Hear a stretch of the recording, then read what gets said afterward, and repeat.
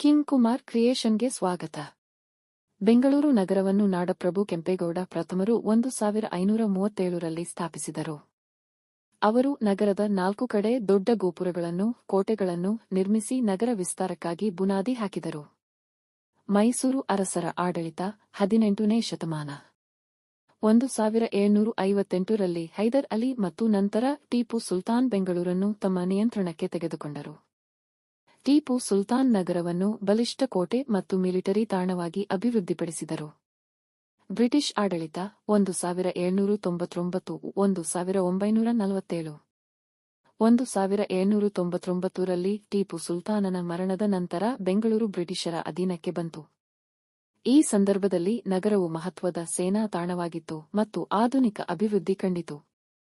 ಈ ಕೋಟೆಯನ್ನು ಪ್ರಾರಂಭದಲ್ಲಿ ಕೆಂಪೇಗೌಡ ನಿರ್ಮಿಸಿದರು, ಆದರೆ ನಂತರ ಹೈದರ್ ಅಲಿ ಮತ್ತು ಟಿಪ್ಪು ಸುಲ್ತಾನ್ ಅದನ್ನು ಬಲಪಡಿಸಿದರು. ಕೋಟೆಯೊಳಗೆ ಪುಕ್ಕಳಿಕಟ್ಟೆಗಳು, ಗುಪ್ತ ಸುರಂಗ ಮಾರ್ಗಗಳು ಮತ್ತು ಬಲಿಷ್ಠ ಗೋಡೆಗಳಿವೆ.